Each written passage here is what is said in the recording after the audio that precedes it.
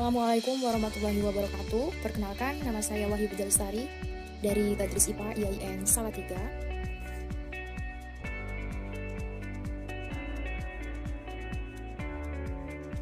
Pada video kali ini, saya akan menjelaskan mengenai materi perubahan fisika dan perubahan kimia. Nah, pengertian dari perubahan fisika yaitu perubahan wujud zat yang tidak menimbulkan zat baru. Sedangkan perubahan kimia yaitu perubahan wujud zat yang menghasilkan zat baru. Nah, untuk sifat pada perubahan fisika yaitu bersifat sementara, sedangkan pada perubahan kimia itu bersifat tetap. Oke, sekarang saya akan membagikan atau memberikan contoh praktikum sederhana pada perubahan fisika dan perubahan kimia dalam kehidupan sehari-hari. Dan ini sangat mudah sekali untuk dicontoh atau dapat dipraktikkan di rumah. Di sini saya akan memberikan 3 contoh praktikum atau percobaan yang paling sederhana karena dengan menggunakan bahan dasar yang mudah banget kita cari atau yang sering kita gunakan dalam kehidupan sehari-hari, yaitu dengan bahan dasar lilin dan juga korek api. Oke, langsung saja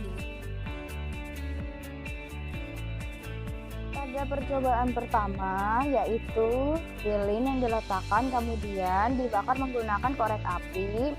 Dari hasil pengamatan yang telah diamati, semakin lama tubuh lilin akan meleleh. Meskipun meleleh, sifat-sifat zat yang ada di tubuh lilin tidak berubah, hanya bentuknya saja yang berubah. Oleh karena itu, perubahan yang terjadi pada tubuh lilin saat dinyalakan merupakan contoh dari perubahan fisika. Selain adanya perubahan fisika pada lilin yang dinyalakan, ada pula perubahan kimia yang ditandai dengan bagian yang berperan sebagai tempat melekatnya api, yaitu sumbu. Nah, artinya sumbu lilin mengalami pembakaran yang menyebabkan terbentuknya zat baru, yaitu berupa arang yang berwarna hitam. Maka dapat disimpulkan pada percobaan pertama terdapat 2 perubahan, yakni perubahan fisika dan kemudian percobaan kedua yaitu lilin dibakar di atas nyala lilin. Ketika lilin dibakar maka akan terjadi perubahan wujud dari padat menjadi cair. Tidak lama kemudian cairan lelehan lilin tersebut akan berubah kembali menjadi padat ketika suhu lelehan atau cairan menjadi dingin. Selain itu, terjadinya perubahan bentuk pada lilin yang awalnya berbentuk silinder, kemudian lilin setelah dibakar berubah menjadi bentuk yang tidak beraturan. Hal ini terjadi karena proses pelelehan pada parafin atau bahan bakar lilin yang terjadi akibat proses pembakaran lilin. Sehingga keadaan ini disebut perubahan fisika, yaitu perubahan bentuk atau wujud zat yang tidak menghasilkan atau tidak adanya zat baru yang terbentuk. Kemudian adanya cahaya serta panas yang dihasilkan dari proses pembakaran lilin, terbentuknya gas dan asap yang merupakan hasil reaksi dari bahan bakar lilin atau parafin dengan oksigen, yang kemudian menghasilkan karbon dioksida, sehingga keadaan ini disebut dengan perubahan kimia.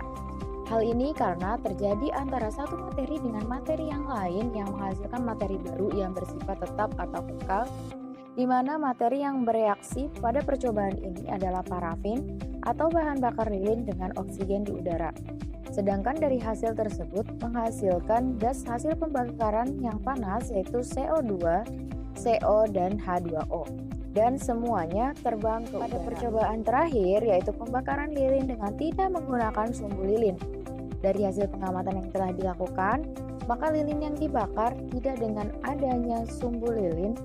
Yang terjadi adalah lilin tersebut tidak dapat menghasilkan nyala api karena adanya gas kapiler yang memungkinkan sumbu benang menarik sebagian lilin untuk mencapai sebuah titik yang memungkinkan lilin tersebut menguap dan kemudian bercampur dengan oksigen. Jadi, lilin yang dibakar tanpa sumbu tidak dapat menghasilkan nyala api. Namun, lilin jika dibakar dapat meleleh. Hal ini terjadi karena dari praktikum atau percobaan yang telah kita lakukan tadi, kita dapat dengan mudah mempraktikannya di rumah karena bahannya juga mudah, sering banget kita gunakan dalam kehidupan sehari-hari. Oke, terima kasih bagi yang telah menonton video ini. Semoga video ini bermanfaat untuk kalian semua. Terima kasih, saya akhiri. Wassalamualaikum warahmatullahi wabarakatuh.